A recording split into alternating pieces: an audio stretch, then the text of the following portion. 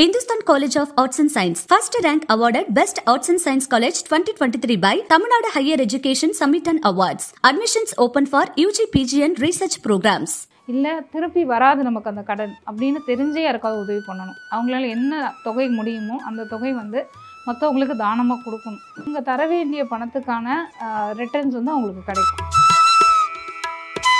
அம்மாவுக்கு எது திருப்தி கொடுக்குமோ அவங்களுக்கு என்ன ஆசைப்படுறாங்களோ அதெல்லாமே நீங்கள் செஞ்சு கொடுத்தீங்கன்னா அவங்களுக்கு வேலைன்ற ஒரு விஷயம் கண்டிப்பாக நடக்கும். குழந்தை இல்லை அப்படின்றவங்களுக்கு ஏதாவது ஒரு குழந்தைகளுக்கு வந்து அவங்களுக்கு தேவையான செலவுகள் நம்ம ஏற்றுக்கலாம். படிக்க வைக்கிறது, அவங்களுக்கு தேவையான ட்ரெஸ்ஸு, சாப்பிட்ற விஷயங்கள் இதெல்லாம் வாங்கி கொடுக்கறது, இதெல்லாம் பண்ணும்போது அவங்களுக்கு குழந்தை பாக்கியம் கிடைக்கிறதுக்கான வாய்ப்புகள் இருக்குது. பேர்லையோ ஒய்ஃப் பேர்லையோ சிம்ம லக்னம் போகக்கூடியவங்க இன்வெஸ்ட் எதுவும் பண்ணக்கூடாது. இன்வெஸ்ட் பண்ணாங்கன்னா அது மூலிமா லாஸ் ஃபேஸ் பண்ணுற மாதிரி இருக்கும். ஹஸ்பண்டாக இருந்தாலும் சரி, ஒய்ஃபாக இருந்தாலும் சரி, கும்ப லக்னத்துக்கு அவங்க லைஃப் பார்ட்னர் சொல்கிறது தான் அங்கே கேட்கணும் அப்படின்ற மாதிரியான ஒரு அதிகாரம் இருக்குது. மிதுன லக்னம், எனக்கும் திருமண தடை இருக்குது அப்படின்னா நீங்கள் வந்து ஆஞ்சநேயர் கோவிலுக்கு போயிட்டு, கன்னி லக்னம் போகுது எனக்கு திருமணம் சார்ந்த விஷயங்கள் தடையாக இருக்குது அப்படின்னும் போது திருப்பதிக்கு, மகர லக்னம் போகிறவங்க வந்து முத்துமாரியம்மன்னு சொல்லுவோம், அந்த அம்மன் கோவிலுக்கு போயிட்டு அங்கே அவங்களுக்கு தயிர் சாதம் தானமாக கொடுத்துட்டு வரணும். கடவுளுக்கு வந்து சில பரிகாரங்கள்னு சொல்லுவாங்க. நேர்த்திக்கடன் செலுத்துகிறோம், எடைக்கு எடை வந்து நாங்கள் செலுத்துகிறோம், ஏதாவது ஒரு வேண்டுதல் வச்சுட்டு சொல்லுவாங்க இல்லையா? அப்படி என்னென்ன விஷயங்கள் எல்லாம் கடவுளுக்கு நம்ம செய்யலாம்? கடவுளை பொறுத்த வரைக்கும் நம்மளால் என்ன முடியுமோ அது எல்லாமே செய்யலாம். பட் ஆனால் எந்த கடவுளுக்கு செய்யறோன்றது முக்கியம். நம்ம லக்னம் என்ன போயிட்டுருக்கு, அதுக்கு உரித்த கடவுள் எது நமக்கு செய்யலாம். இப்போது மேஷ லக்னம் எடுத்துட்டிங்கன்னா காவல் தெய்வத்துக்கு வந்து வன தெய்வங்களுக்கு போய் நம்ம தானமாக ஏதாவது கொடுத்துட்டு வரணும். எலுமிச்சம்பழம், வேல் வாங்கி வைக்கிறது, சூளம் வாங்கி வைக்கிறது, இந்த மாதிரியான விஷயங்கள் வந்து வாங்கி வைக்கிறேன், மணி கட்டி விடுறது, இந்த மாதிரி வேண்டுதல்கள் எல்லாம் வச்சுட்டு வரணும். அவங்க போய் அங்கே தானமாக வாங்கிட்டு வரக்கூடாது. அந்த மாதிரி இப்போ ரிஷப லக்னம் எடுத்துட்டோம்னா அங்கே போயிட்டு கிருஷ்ணர் கோவில் நான் சொன்னேன், அங்கே போயிட்டு அவங்க வந்து வெண்ணெய் வந்து தானமாக வாங்கிட்டு வரணும். ஆமாம், சாமிக்கு சாத்துறதுக்கு வெண்ணெய் வாங்கி கொடுப்பாங்க. அந்த மாதிரி அந்த கோவிலில் உள்ள பழக்க வழக்கங்கள். ஏன்னா கிருஷ்ணருக்கு வெண்ணெய் பிடிக்கும் இல்லையா, யாருக்கு எது பிடிக்குமோ அதை செய்யும்போது அந்த பலன் நமக்கு ஜாஸ்தியாக கிடைக்கும். பொதுவாகவே நிறைய பேருக்கு வீடு வாங்கணும் அப்படிங்கிற ஒரு ஆசை இருக்குது. வீடு வாங்கணும், எனக்கு மனை அமையணும் அப்படின்னா அவங்க என்ன விஷயத்த தானமாக தரலாம், இல்லை தானமாக வாங்கலாம்? தானமாக வாங்குறதுன்றது நவதானியங்கள் தானமாக வாங்கிட்டு அவங்களுக்கு வீட்டு பக்கத்தில் எந்த ஒரு இடம் இருக்கோ அந்த இடத்துல ஒரு 2க்கு 2 அப்படின்ற ஒரு இடத்துல மண்ணை கீறிட்டு இந்த நவதானியங்கள் போட்டுட்டு வேண்டிட்டு நான் வீடு கட்டணுமோ நிலம் வாங்கணுமோ அந்த பிரார்த்தனை வச்சுக்கிட்டு அதை செஞ்சாங்கன்னா கண்டிப்பாக வீடு அமையும். அவங்களுக்கு வீடும் அதுக்கு உண்டான நிலமும் அவங்களுக்கு வாங்குறதுக்கான வாய்ப்புகள் அமையும். நவதானியங்களும் நவகிரகங்களுடைய ஒரு இதுதான். அந்த நவகிரகங்களையும் நம்ம வேண்டிட்டு அதை செய்கிறோம். இப்போ அந்த விஷயம் வந்து அவங்களுக்கு கை கூடும். அதே போல் அதாவது சொத்து விவகாரங்கள்லாம் இருக்குது, கேஸ் எல்லாம் போயிட்டுருக்கு, அது வந்து சுமூகமாக முடியணும் அப்படின்னா அவங்க என்ன தானமாக வாங்கலாம்? சொத்து விவகாரங்கள் போயிட்டுருக்குன்றவங்க அந்த மாதிரி விவகாரங்கள் போயிட்டுருக்குன்னா அந்த ரிலேட்டடான அந்த கோயில், அங்கே ஒரு கோர்ட் இருந்தாலும் சரி, போலீஸ் ஸ்டேஷன் இருந்தாலும் அது பக்கத்துலேயே கோவில் இருக்கும்.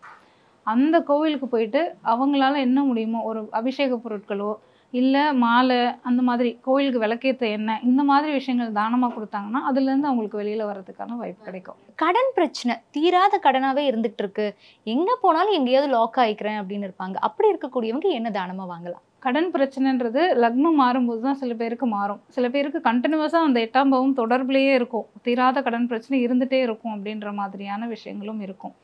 இவங்க என்ன பண்ணணும் கடன் பிரச்சனைகள் தீர்றதுக்கு அப்படின்னு கேட்டிங்கனாக்கா, இவங்க கண்டினியூஸாக ஏதாவது ஒரு பொருள் தானம் பண்ணிகிட்டே இருக்கணும். அவங்களுக்கு தெரிஞ்சவங்களுக்கு, இல்லை திருப்பி வராது நமக்கு அந்த கடன் அப்படின்னு தெரிஞ்சே யாருக்காவது உதவி பண்ணணும். அவங்களால என்ன தொகை முடியுமோ அந்த தொகை வந்து மற்றவங்களுக்கு தானமாக கொடுக்கணும். அப்போ வந்து இவங்க தர வேண்டிய பணத்துக்கான ரிட்டர்ன்ஸ் வந்து அவங்களுக்கு கிடைக்கும். இவங்களுக்கு அந்த கடன் அடையிறதுக்கான வாய்ப்புகள் அவங்களுக்கு கிடைக்கும். வேலை வாய்ப்பு அமையணும் அப்படின்னா நிறைய கனவுகளோடு இருப்பாங்க, அவங்க என்ன விஷயங்கள்லாம் தானமாக கொடுக்கலாம் இல்லை வாங்கலாம்? வேலை வாய்ப்புனாலே நீங்கள் அவங்க அம்மாவை பத்திரமா பார்த்துக்கிறது, அம்மாக்கிட்ட டெய்லி ஆசீர்வாதம் வாங்குறது, அம்மாக்கிட்ட மன்னிப்பு கேட்குறது, அம்மாக்கிட்ட நன்றி சொல்கிறது, அம்மாவை பேஸ் பண்ணி தான் அவங்களுக்கு வேலைன்ற ஒரு விஷயம் சரியாக அமையலைன்னா ஏதோ ஒரு விஷயம் அம்மாவை திருப்திப்படுத்தலைன்ற ஒரு விஷயம் இருக்குது. ஸோ அம்மாவை நீங்கள் நல்லா பார்த்துக்கிட்டிங்கனாலே உங்களுக்கு வேலைன்ற ஒரு விஷயம் நல்லாவே அமையும். ஸோ இந்த ஒரு விஷயம் நீங்கள் அம்மாவுக்கு எது திருப்தி கொடுக்குமோ, அவங்களுக்கு என்ன ஆசைப்படுறாங்களோ அதெல்லாமே நீங்கள் செஞ்சு கொடுத்தீங்கன்னா உங்களுக்கு வேலைன்ற ஒரு விஷயம் கண்டிப்பாக நடக்கும். அதே போல குழந்தை பாக்கியம் பெறதுக்கு இதுக்கு நிறைய கோவில்களுக்கு போங்க, நிறைய பரிகாரங்கள் அதெல்லாமே சொல்றாங்க. தானமா என்னென்ன விஷயங்கள் வாங்கிக்கிட்டா குழந்தை பாக்கியம் கிடைக்கும்? குழந்தை பாக்கியம் தானமாக வாங்குறதுன்றது ஏதாவது குழந்தைங்க கையால் பொம்மை வாங்கி வீட்டில் வைக்கிறது, இல்லை குழந்தைங்களுக்கு அவங்களுக்கு பிடிச்ச விஷயங்களை நீங்கள் வாங்கி கொடுக்கறது, இது ரெண்டுமே உங்களுக்கு பயன் கொடுக்கும். யாருக்கெல்லாம் வாங்கலாம் யாருக்கெல்லாம் கொடுக்கலான்றது லக்னத்தை பொறுத்து மாறும். பட் ஆனால் நமக்கு என்ன வேணுமோ அது ரிலேட்டடானவங்ககிட்டருந்து வாங்கும்போது கண்டிப்பாக அது வந்து ஒரு பெரிய லெவல் மாற்றத்தை கொடுக்கும். ஏதாவது ஒரு குழந்தைகள், இப்போ குழந்தை இல்லை அப்படின்றவங்களுக்கு ஏதாவது ஒரு குழந்தைகளுக்கு வந்து அவங்களுக்கு தேவையான செலவுகள் நம்ம ஏற்றுக்கலாம்.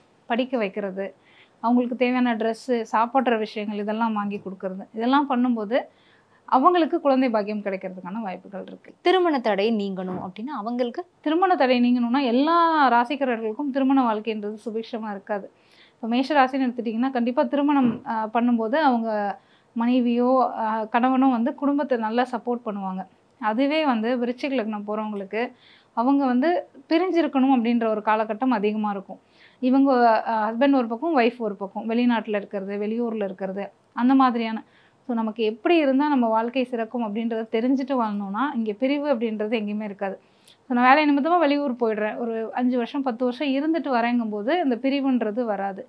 திருமணம் சம்மந்தப்பட்ட விஷயங்கள் எல்லாத்துக்குமே வந்துட்டு ஹஸ்பண்டோ ஒய்ஃபோ அவங்க லைஃப் பார்ட்னருக்கு அவங்களால முடிஞ்ச அவங்களுக்கு விருப்பப்பட்ட பொருட்கள் எதுவாக இருந்தாலும், இப்போ ஒரு லக்னத்துக்கு மாறும். இப்போ மேஷம்னு எடுத்துட்டிங்கன்னா இவங்களுக்கு வந்து 7ஆம் அதிபதின்னு பார்க்கும்போது சுக்கிரனாக வருவார். சுக்கிரனும் போது சுக்கிரன் நல்ல நிலையில் இருந்தால் அவங்களுக்கு வந்து டைமண்டில் ஏதாவது ஒரு ப்ரெசென்ட் கூட பண்ணலாம், அவங்களோட சக்திக்கு தகுந்த மாதிரி. இல்லை வெள்ளியில் ஒரு பொருள் வாங்கி ப்ரெசென்ட் பண்ணலாம். இந்த மாதிரி ஒரு லக்னத்துக்குமே மாறும். நமக்கு திருமண உறவுகள்னு எடுத்துக்கிட்டோம்னா, இப்போ மேஷ லக்னம்னு எடுத்துட்டோம்னா திருமண உறவுகள் நல்லாயிருக்கும். ரிஷபம்னு எடுத்துக்கும்போது அவங்களுக்குமே திருமண உறவுகள்ன்றது அவ்வளோ சிறப்பாக இருக்காது. அவங்க வேறு வேறு இடத்துல இருக்கணும், இல்லை வெளியூர்லேருந்து பெண் எடுக்கணும், வெளியூர்லேருந்து மாப்பிள்ளை எடுக்கணும், அந்த மாதிரி இருக்கும். மிதுன லக்னம்னு எடுத்துட்டிங்கன்னா அவங்க வேலை செய்கிற இடத்துலையே அவங்களுக்கு வந்து லைஃப் பார்ட்னர் அமைவாங்க. இல்லை இவங்களும் அவங்களும் சேர்த்து ஏதாவது பிஸ்னஸ் பண்ணுவாங்க, ஹஸ்பண்ட் ஒய்ஃபு. அதே மாதிரி மிதுன லக்னத்துக்கு வந்து அவங்களோட லைஃப் பார்ட்னர் மூலிமா ஏதாவது ஒரு ஸ்ட்ரெஸ் இருந்துகிட்டே தான் இருக்கும். அவங்க கல்யாணம் பண்ணதுலேருந்தே ஏதோ ஒரு மன அழுத்தத்தில் இருக்குது, இந்த 10 வருஷமாகவே எனக்கு ஒரு அழுத்தம் இருக்குது அப்படின்ற மாதிரியான ஒரு ஃபீல் கொடுக்கும். இப்போ கடக லக்னம்னு எடுத்துக்கிட்டிங்கன்னா அவங்களுக்குமே சின்ன சின்ன பிரச்சனைகள் மூலிமா பிரிவு ஏற்படுற அளவுக்கு போகக்கூடிய, அந்த கடக லக்னம்னு எடுத்துக்கிட்டோம்னாலே நமக்கு வந்து அந்த மாதிரியான ஒரு சூழ்நிலை வரும். ஹஸ்பண்ட் ஒய்ஃப்க்கு ஏதாவது உடம்பு சரியில்லாமல் போகிறது, வார்த்தைகள் மூலிமா பிரச்சனை வரும், இவங்க பேசுகிறது அவங்களுக்கு பேசுகிறதும் ஒத்து வராமல் இருக்கும். அந்த மாதிரியான விஷயங்கள் கடக லக்னத்தில் இருக்கும். இதெல்லாம் நம்ம தவிர்த்துட்டோம்னாலே நம்ம திருமண வாழ்க்கை நல்லாயிருக்கும். சிம்ம லக்னம்னு எடுத்துட்டிங்கன்னா அவங்களுமே வேறு வேறு இடத்துல இருக்கணும், இல்லை ஒய்ஃப் பேரில் இன்வெஸ்ட் பண்ணக்கூடாது. ஹஸ்பண்ட் பேர்லையோ ஒய்ஃப் பேர்லையோ சிம்ம லக்னம் போகக்கூடியவங்க இன்வெஸ்ட் எதுவும் பண்ணக்கூடாது. இன்வெஸ்ட் பண்ணாங்கன்னா அது மூலிமா லாஸ் ஃபேஸ் பண்ணுற மாதிரி இருக்கும், அதை பார்த்துக்கணும். மருத்துவ செலவுகள் ஏதாவது வந்துகிட்டே இருக்கும், ஹஸ்பண்ட்காகவோ ஒய்ஃப்காகவோ ஏதாவது மருத்துவ செலவுகள் பண்ணுற மாதிரியே இருக்கும். கன்னி லக்னம் எடுத்துக்கிட்டிங்கன்னா அவங்களுக்கு திருமண உறவுகள்னு பார்க்கும்போது அம்மாவும் ஒய்ஃபும் ஒரே மாதிரி மென்டாலிட்டியில் இருப்பாங்க. ரொம்ப அண்டர்ஸ்டாண்டிங்காக இருக்கக்கூடிய ஒரு மாமியார் மருமகள் சண்டைன்னு சொல்லுவோம் இல்லைங்களா, அது இந்த இடத்துல வந்து அவங்களுக்கு இருக்காது. ஸோ 2 பேருமே அண்டர்ஸ்டாண்டிங்காக இருக்கக்கூடிய. பட் ஆனால் இவருக்கு வந்து யார் பேச்சு கேட்குறதுன்றது வந்து மேபி இந்த லக்னக்காரர்களுக்கு குழப்பமாக இருக்குமே தவிர அவங்களுக்குள்ள ஒரு அண்டர்ஸ்டாண்டிங் எப்போவுமே இருக்கும். அடுத்தது துலாம் லக்னம்னு எடுத்துக்கிட்டிங்கன்னா அவங்களுக்குமே திருமண உறவுகள்னு எடுத்துக்கும்போது ஃபேமிலியை சப்போர்ட் பண்ணக்கூடிய ஒரு நபராக தான் இருப்பாங்க. அந்த நபர் மூலியமாக இவங்களோட ஹோட்டலே வந்து கூட்டு குடும்பமாக இருக்கிறது அதெல்லாமே இவங்களுக்கு சாத்தியம். யார் கூட வேணால் அட்ஜஸ்ட் பண்ணி போகிறது. என்ன ஒரு விஷயம்னா முன்கோபம் அப்பப்போ வரும், கோபம் வந்த உடனே போயிடும், அந்த மாதிரியான ஒரு நபராக இருப்பாங்க.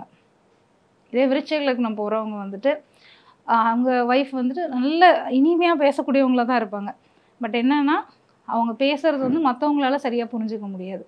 அவங்க பேசுகிறது ஒரு இன்டென்ஷனில் இருக்கும், மற்றவங்க புரிஞ்சுக்கிறது ஒரு அதனாலேயே இவங்களுக்கு பிரச்சனைகள் நிறைய வரும்.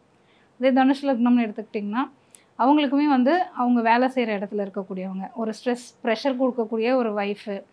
இவங்க ஹஸ்பண்டை விட ஒய்ஃப் பெரியவங்களா, ஒய்ஃபோட ஹஸ்பண்ட் பெரியவங்களா, அந்த ஒரு மென்டாலிட்டி உள்ளுக்குள்ளே இருந்துகிட்டே இருக்கும். நம்ம 2 பேருமே ப்ரில்லியண்ட்டு, நம்ம 2 பேருமே எல்லாத்துலேயுமே சிறந்தவங்க, என்னோட நீ எந்த லெவலில் பெருசாக இருக்க, நான் அந்த மாதிரி ஒரு உள்ளுக்குள்ளே ஒரு போராட்டம் இருந்துகிட்டே தான் இருக்கும்.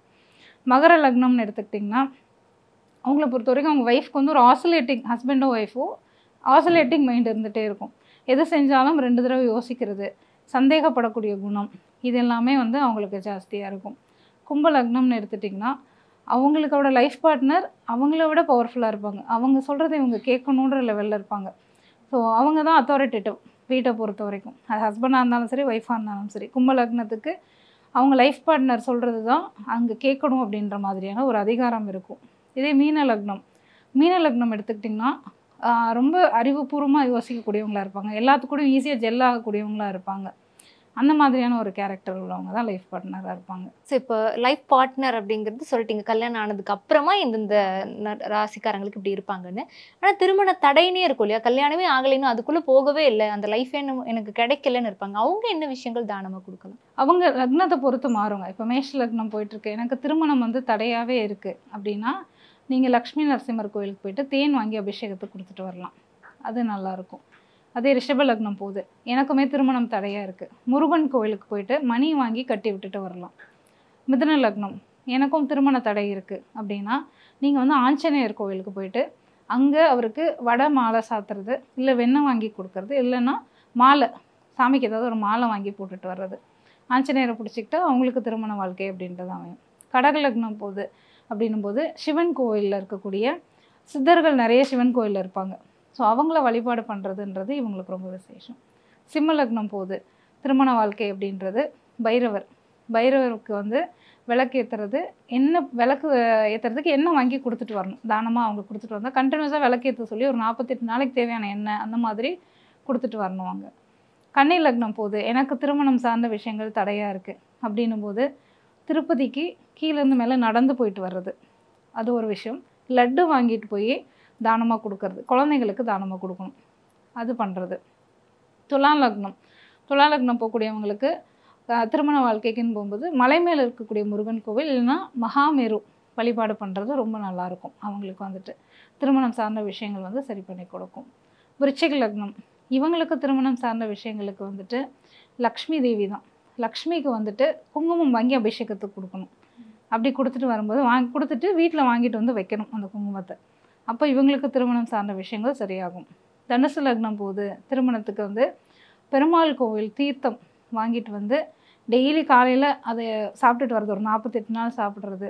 அதே போல் பெருமாள் கோவிலில் கொடுக்கக்கூடிய துளசி அதை வீட்டுக்கு எடுத்துகிட்டு வந்து சாமி பூஜை அறையில் வைக்கலாம். இல்லை அங்கே கொடுக்குற பிரசாதங்களை வாங்கிட்டு வந்து வீட்டில் எல்லாரும் எடுத்துக்கிறது, இது ரொம்ப நல்லாயிருக்கும். மகர லக்னம் போகிறவங்க வந்து முத்துமாரியம்மன்னு சொல்லுவோம், அந்த அம்மன் கோவிலுக்கு போயிட்டு அங்கே அவங்களுக்கு தயிர் சாதம் தானமாக கொடுத்துட்டு வரணும். அங்கே இருக்கவங்களுக்கு தயிர் சாதம் தானமாக கொடுக்குறது வந்து திருமணம் சார்ந்த விஷயங்கள் அவங்களுக்கு நல்லாயிருக்கும்.